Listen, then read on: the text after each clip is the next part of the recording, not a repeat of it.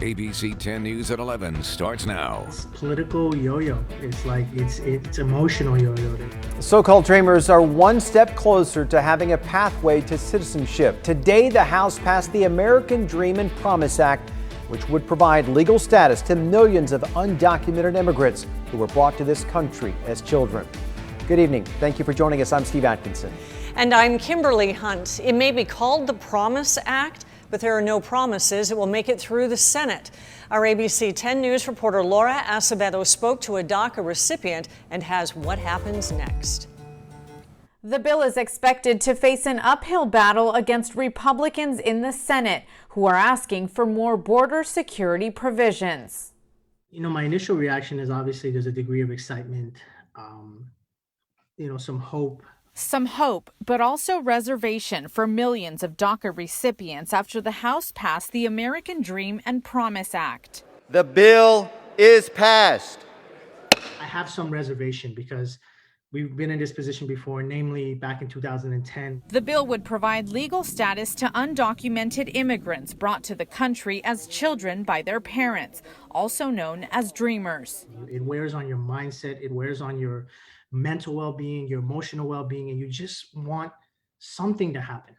We just want some protection. Ali Tarabi immigrated to the U.S. from Iran as a 5-year-old with his mother and 3-year-old brother. He's now a second-year med student in Chicago with hopes of getting his medical residency back home in San Diego.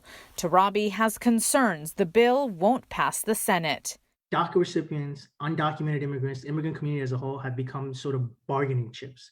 They utilize our lives as talking points. DACA recipients must meet certain education requirements as well as not have been convicted of a felony or significant misdemeanors. The bill was approved mostly on party lines, with 9 Republicans joining Democrats in favor.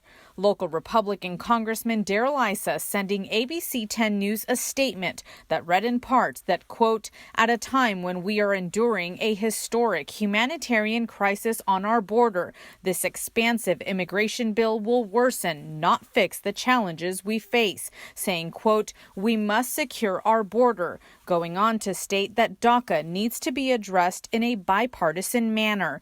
Tarabi says he's worked hard for his opportunities in this country. And when I got here, I wasn't handed anything. If anything, I worked twice as hard to get half as far. The bill now moves to the Senate for a vote. Laura Acevedo, ABC 10 News. And turning now to the coronavirus and a bit of good news today from the county on the vaccine supply.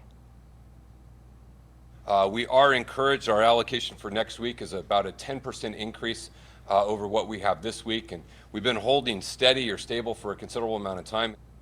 Supervisor Nathan Fletcher did say the demand for vaccines will continue to outpace the supply for now. Meantime, we learned the county signed on to the state's partnership with Blue Shield to keep rolling out the vaccine. But county leaders acknowledge there have been significant delays getting vaccines to some homebound seniors. ABC 10 News reporter Jennifer Kastner spoke to a bedridden 88-year-old who's been trying to get the shot for more than a month. I spoke to her husband, who has been frustrated with the lack of clarity from the county. He said he's been trying for weeks to get help.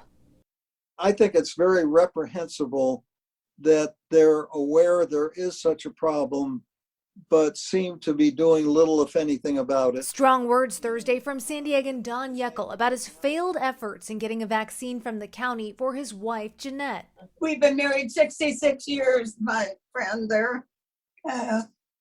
You don't stay together unless you're in love.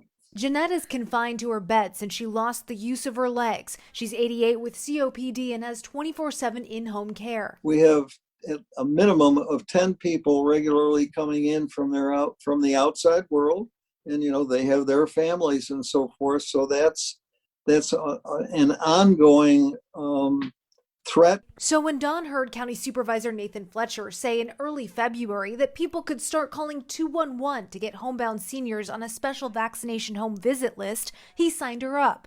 But days of waiting for an appointment turned into weeks. He said he couldn't get clear answers. More than 5 weeks later, Jeanette still hasn't been vaccinated. Meanwhile, other lower priority tier recipients are getting their shots. Jeanette's not alone. 2 weeks ago, we interviewed a man who's been going through similar issues with getting a shot for his homebound 101-year-old mother. My mom's like, "Where's my shot?" I'm trying, Mom, I'm trying. At Thursday's press conference, we asked Supervisor Fletcher about the delay. Short answer is it's a very challenging situation. It's very difficult. We had a couple hiccups, but we think it is back on track and moving much more smoothly. And we did have a provider on early when we announced the upstart of the program. That provider did about 3 dozen vaccines and then came to the realization they could not continue.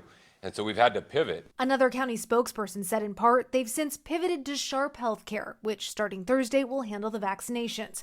The county added that it's emphasized vaccinating caregivers to mitigate risk to seniors. I'm kind of reaching out to try to make something happen for my wife. A county spokesperson said Thursday afternoon they have spoken to Don and told him that his wife will be in Sharp's first group to get vaccinated. Jennifer Kastner, ABC 10 News. Tomorrow, President Biden will announce a major milestone. The 1 millionth dose of COVID vaccine will be given. The president had set a goal of 1 million shots in his first 100 days in office, but they will hit that goal on day 58 instead. Despite that good news, there are concerns tonight a fourth surge may have already begun. 15 states have seen their case numbers go up by at least 10% in just a week. Behind these 100 million shots are millions of lives changed when people receive that dose of hope.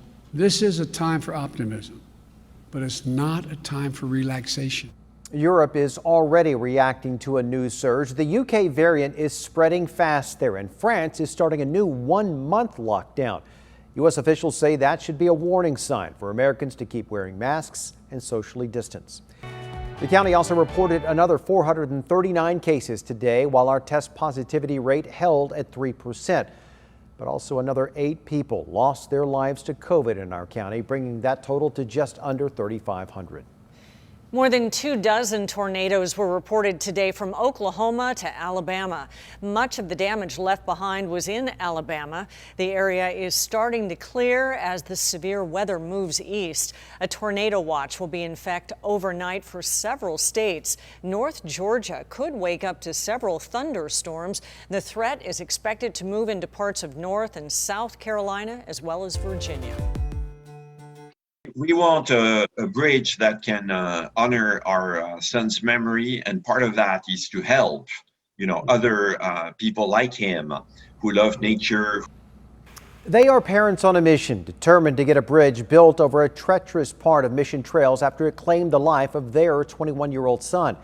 After a meeting today, they tell our ABC 10 News reporter Anthony Purr they are encouraged plans are moving in the right direction.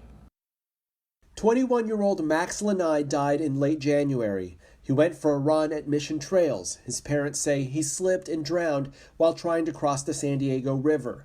The river was swollen by recent storms days before the accident. His parents, Ben Lanai and Lori Yoler, are now determined to get a bridge built in that area of Mission Trails Regional Park to prevent another tragedy. We feel very strongly that we have an urgent call here for a pedestrian bridge for hikers and mountain bikers. They've hired a developer that's come up with 3 designs for a pedestrian bridge. They presented the plans at Thursday's Mission Trails Regional Park Task Force meeting.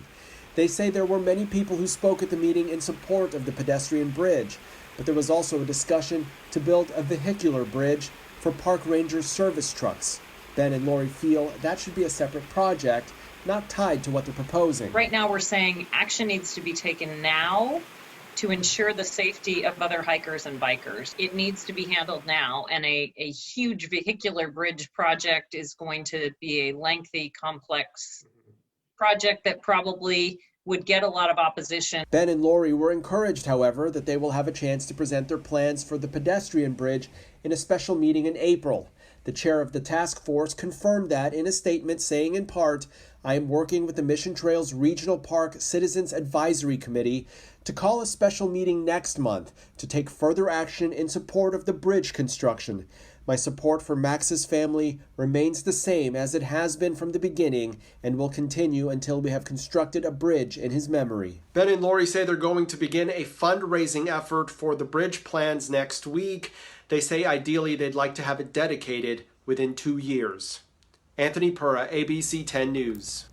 Local members of our Asian Pacific Islander community are coming together to talk about the rise of violence since the pandemic began. I'm really trying to find the piece that is going to help unite us as people who are living in pain, people who are living as if our country does not love us. The online forum was put together by Rise San Diego in the wake of the mass shootings near Atlanta.